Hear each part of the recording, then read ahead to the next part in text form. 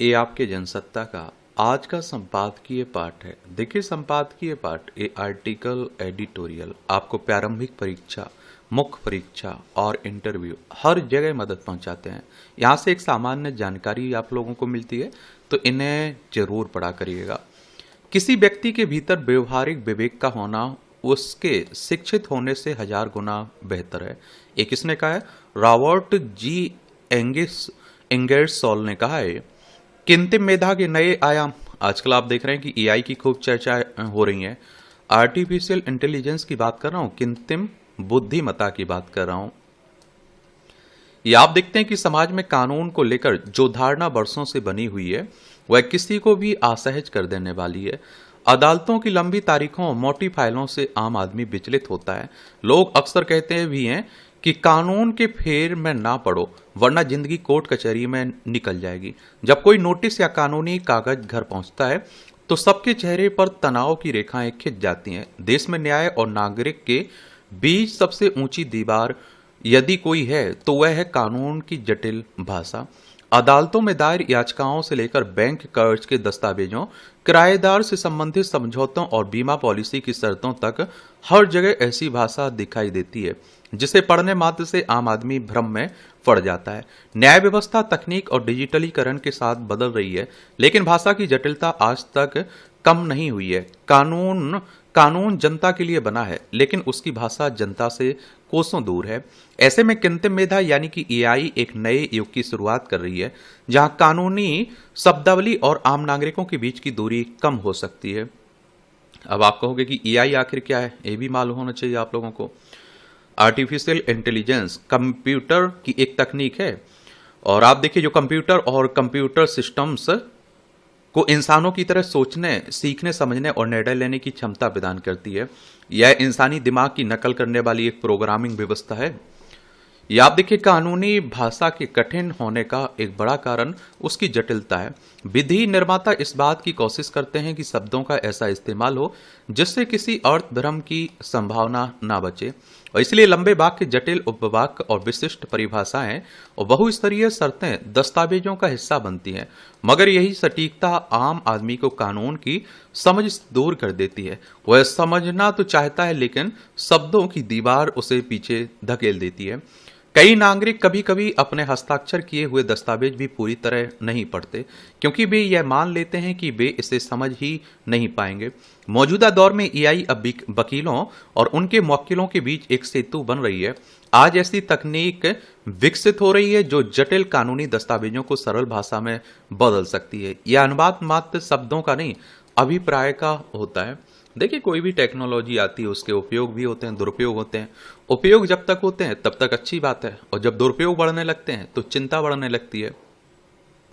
इस तरह के परिवर्तन से न सिर्फ जानकारी साफ होती है, बल्कि भय भाव कम होता है जो वर्षों से कानून के साथ जुड़ा रहा है। ऐसी ही स्थिति किराएदारी, समझौते, बीमा दावे, बैंक कर्ज और सरकारी नोटिस में भी दिखाई देते हैं। जब किसी समझौते में लिखा होता है कि किराएदार को संपत्ति के पूर्ववर्त स्थिति में लौटाना अनिवार्य होगा, तो बहुत से लोग इसका वास्तविक अर्थ नहीं समझते। यही वाक्य जब सीधे शब्दों में बदल कर आता है कि जगह जैसे मिली थी वैसे ही वापस करनी है, तो उसकी स्पष्टता ही उसका अधिकार बनती है। इस अंतर की वजह से तकनीक की आवश्यकता महसूस हुई, क्योंकि जानकारी तभी शक्ति बनती है जब उसे समझा जा सके। कृत्रिम मेधा के माध्यम से कानूनी दस्तावेजों की व्याख्या, सार, सरल भाषा और प्रश्न उत्तर आधारित स्पष्टीकरण संभव होने लगे हैं। कई एआई आधारित मंच यह सुविधा दे रहे हैं कि नागरिक किसी दस्तावेज का अर्थ पूछे और वह आसान भाषा में मिल जाए। और आप देखिए, नागरिक यदि पूछे क्या इस क्लाज में मेरे लिए कोई जोखिम है, तो एआई उत्तर दे सकती है। यदि आप नियम तोड़ेंगे तो कंपनी आप पर जुर्माना लगा सकती है। यह परिवर्तन न केवल सुविधा है, बल्कि न्याय को जनता तक ले जाने का माध्यम है। डिजिटल युग ने प्रक्रियाओं को सरल किया है, भाषा को नहीं। अब ई फाइलिंग से बहस तक ऑनलाइन हो रही है। दस्तावेज डिजिटल स्वरूप में उपलब्ध है, लेकिन भाषा वही पहली बनी हुई है। ऐसी स्थिति में एआई की भूमिका तकनीकी प्रगति के साथ न्यायिक लोकतंत्र की आवश्यकता भी है। दुनिया के कई देशों में कानून की भाषा को सरल और नागरिक अनुकूल बनाने के लिए एआई का प्रयोग तेजी से बढ़ रहा है। अमेरिका में न्यायालयों और विधि फार्मों में एआई आधारित उपकरणों का इस्तेमाल न सिर्फ कानूनी दस्तावेजों का विश्लेषण करने के लिए बल्कि उन्हें साधारण भाषा में रूपांतरित करने के लिए भी किया जा रहा है। ब्रिटेन में सरकार ने इस अभियान को एआई सहयोग से और मजबूत किया है ताकि नागरिकों को अदालतों और प्रशासनिक आदेशों की भाषा आसान रूप में मिल सके। कनाडा में भी न्याय अभिगम कार्यक्रम के तहत एआई व्यवस्था अदालतों से जुड़े दस्तावेजों को आम नागरिकों की भाषा में समझाकर उपलब्ध कराती है। ऑस्ट्रेलिया और न्यूजीलैंड में स्थानीय न्यायालयों ने उन क्षेत्रों के लोगों के लिए एआई आधारित अनुवाद और सरलीकरण प्रणाली शुरू की है जहां अंग्रेजी मातृभाषा नहीं है। इन देशों के अनुभव बताते हैं कि भाषा सरलीकरण के बाद न्यायिक प्रक्रियाओं में आम जनता की भागीदारी बढ़ी है और विवादों की संख्या में कमी आई है। यूरोप के कई देशों में भी न्याय व्यवस्था में इसे शामिल किया जा रहा है और विशेष रूप से फ्रांस, जर्मनी, नीदरलैंड जैसे देशों में कानून की जटिल शब्दावली को नागरिक अनुकूल रूप में बदलने की दिशा में संगठित पहल दिखाई देती है। फ्रांस में न्याय मंत्रालय एआई सहायता से अदालतों के आदेशों का सहज भाषा में सार उपलब्ध करा रहा है। जर्मनी में लीगल टैक्स जैसे नव उद्यम, किराएदारी विवाद, बीमा दावे और कर संबंधी दस्तावेजों को आम आदमी की भाषा में समझाने में तेजी से लोकप्रिय हो रहे हैं। एस्टोनिया ने तो कृत्रिम मेधा आधारित डिजिटल जज शुरू किया है जो छोटे मामलों में तकनीक सहायता से निर्णय प्रक्रिया को सरल करता है। भारत में भी कानून की भाषा को सरल बनाने और तकनीकी माध्यम से आम नागरिक तक पहुंचाने की दिशा में उल्लेखनीय काम हो रहा है। एक अनुवाद मंच ने 22 भारतीय भाषाओं में 40,000 से अधिक कानूनी दस्तावेजों का अनुवाद किया है और जिससे अंग्रेजी भाषा कानूनी दस्तावेजों का लाभ हिंदी भाषी और अन्य भाषाई समूहों तक पहुंचने लगा है। इसके साथ कई लीगल टेक कृत्रिम मेधा का उपयोग कर कानूनी शोध, दस्तावेज विश्लेषण और समझ सार तैयार करने में लगे हैं। इसके नतीजे सामने आ रहे हैं। आज आवश्यकता इस बात की है कि इस दिशा में संस्थाएं, न्यायालय, विश्वविद्यालय और प्रशासन मिलकर काम करें।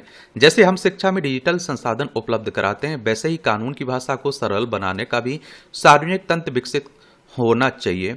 कानून तभी लोगों का साथी बन सकता है जब उसकी भाषा लोगों की भाषा हो। आज भी अनेक नागरिक अपने अधिकारों से इसलिए दूर रह जाते हैं क्योंकि कानूनी शब्दावली उन्हें जटिल लगती है और जब तकनीक विशेष रूप से कृत्रिम मेधा इस भाषा को सरल, स्पष्ट और समझने योग्य बनाने का कार्य करेगी, तब न्याय केवल अदालतों तक सीमित अवधारणा नहीं रहेगा बल्कि आम नागरिकों के जीवन का हिस्सा बन जाएगा।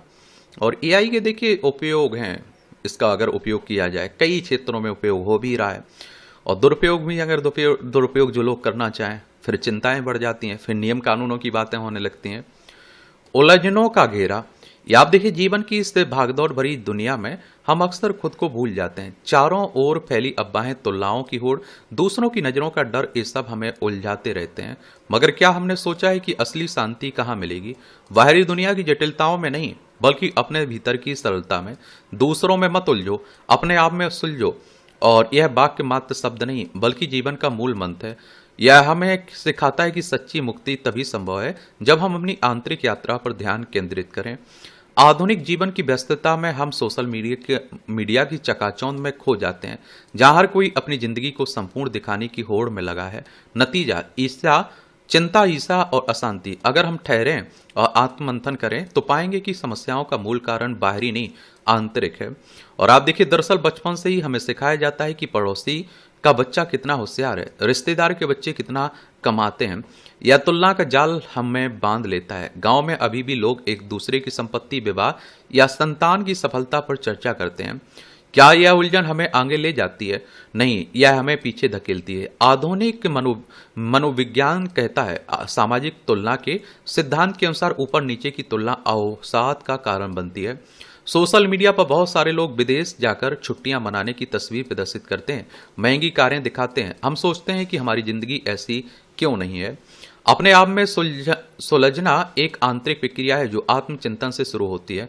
रोजाना सुबह 10 मिनट शांत बैठकर अपनी सांसों पर ध्यान देना चाहिए। योग की प्राणायाम या लोक संगीत की धुनें सुनना हमें भीतर से लाएगी।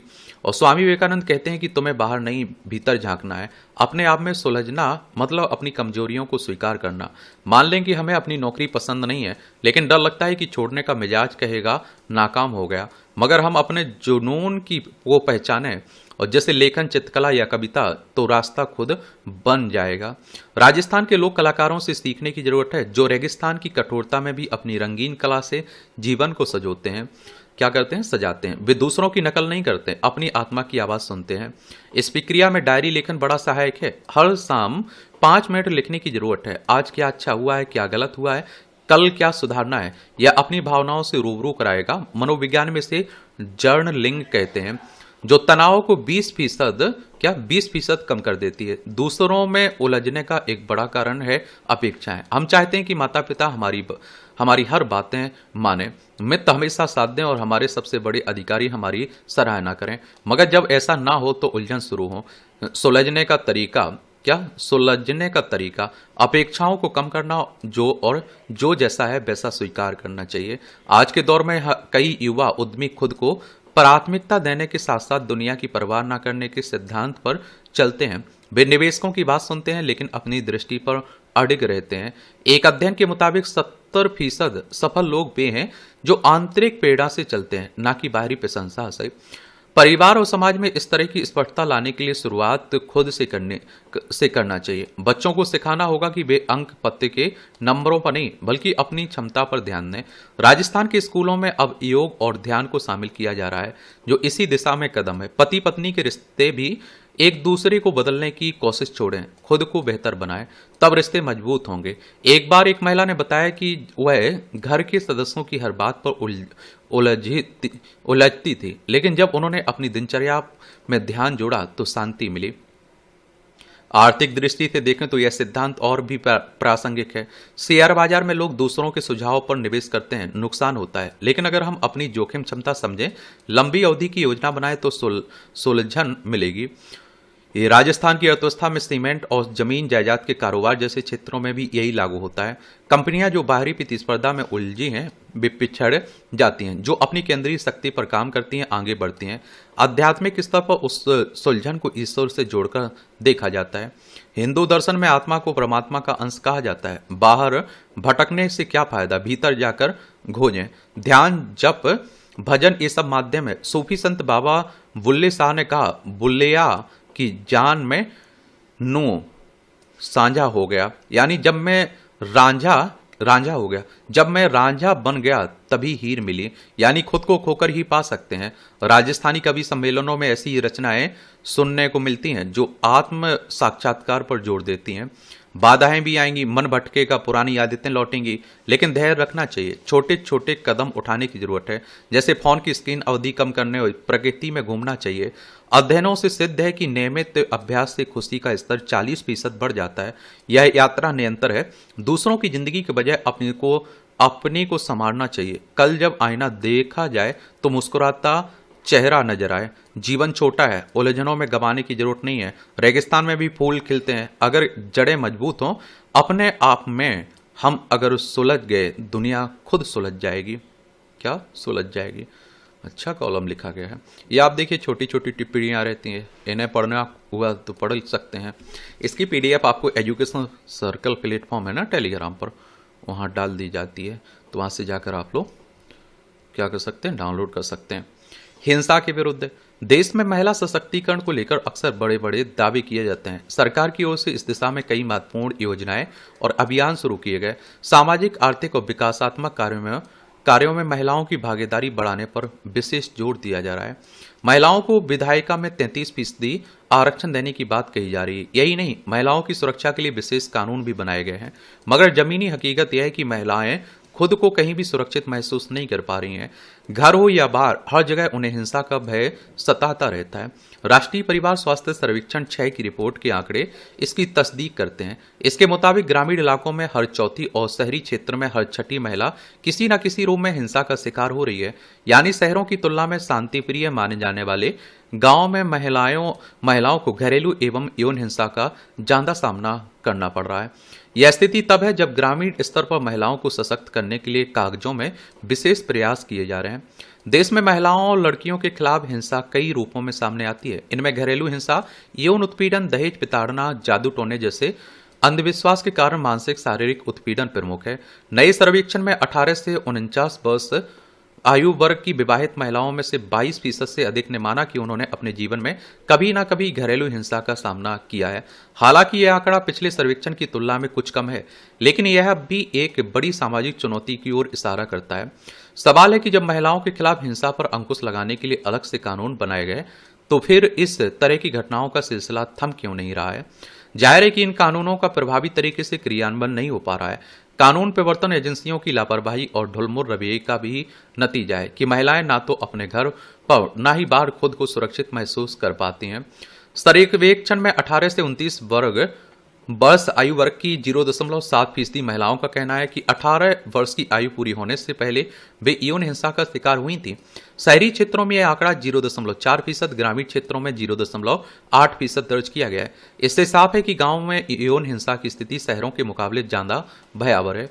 इसकी एक बड़ी वजह ग्रामीण क्षेत्रों में महिलाओं लड़कियों में अपने अधिकारों के प्रति जागरूकता की कमी और कानूनी जानकारी का अभाव है। हालांकि सरकारी स्तर पर महिलाओं को उनके अधिकारों के प्रति सचेत करने के लिए जागरूकता अभियान चलाए जाते हैं, लेकिन इनका दायरा शहरी क्षेत्रों पर ज्यादा केंद्रित रहता है।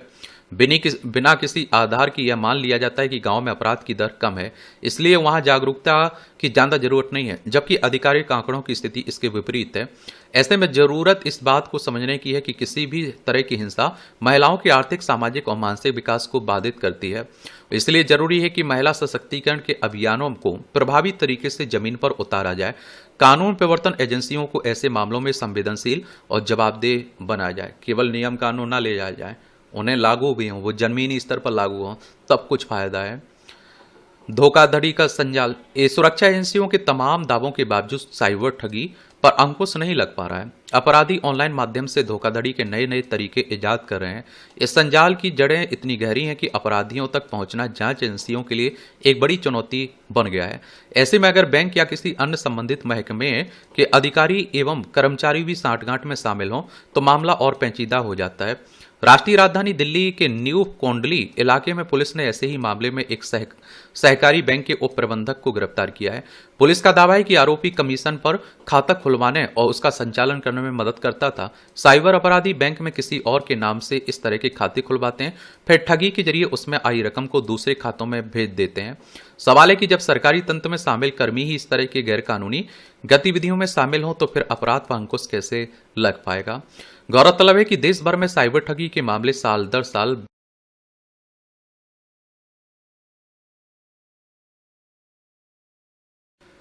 अपराधी वित्तीय धोखाधड़ी के लिए डिजिटल अरेस्ट जैसे तरीकों का इस्तेमाल करते हैं और जिस पर सर्वोच्च न्यायालय भी गंभीर चिंता जाहिर कर चुका है। सर्वोच्च न्यायालय यानी कि सुप्रीम कोर्ट की बात हो रही है। संविधानिक संस्था है। संविधान के अनुच्छेद 124 के तहत किसकी सुप्रीम कोर्ट की स्थापना की बात की गई। 28 जनवरी 1950 में स्थापना हुई थी। चुनाव आयोग की स्थापना कब हुई थी? 25 जनवरी 1950 में। और आप देखिए अनुच्छेद 324 के तहत किसकी चुनाव आयोग की स्थापना की बात की गई है। ताजा मामला भी तभी पकड़ में आया जब राष्ट्रीय साइबर अपराध रिपोर्टिंग पोर्टल पर दर्ज शिकायतों की जांच का मिलान किया गया। दरअसल देश के कई हिस्सों में दर्ज साइबर ठगी की 159 शिकायतों में यह खाता शामिल पाया गया और जिससे करीब 67 करोड़ रुपए का लेन देन हुआ है। इस साजिश से पता चलता है कि देश में ऑनलाइन धोखाधड़ी का संजाल कहां तक फैला हुआ है। जांच में सामने आया कि जिससे यह खाता खुलवाया था वह कभी उस बैंक की शाखा में गया ही नहीं। जाहिर कि किसी बैंक कर्मी की मदद से बिना यह संभव नहीं है, मगर सवाल यह भी है कि इस खाते से जब करोड़ों रुपए का लेन देन हो रहा था तो दूसरे अधिकारियों ने इसकी जांच की जरूरत क्यों नहीं समझी। ऐसे में जरूरी है कि साइबर ठगी के मामलों में बैंक अधिकारियों की जवाबदेही भी तय की जाए। और जब आप देखते हैं कि रक्षक ही भक्षक निकलने लग जाएं तो अब आप समझ सकते हैं कि क्या स्थिति बनेगी। और इस तरह से आप देखेंगे कि आज के संपादकीय पाठ की कहानी कवर होती है। आप लोग पढ़ते रहिए, एंजॉय करते रहिए। आपका कोई सवाल हो, मेरे लिए सुझाव हो तो जरूर बता सकते हैं। धन्यवाद।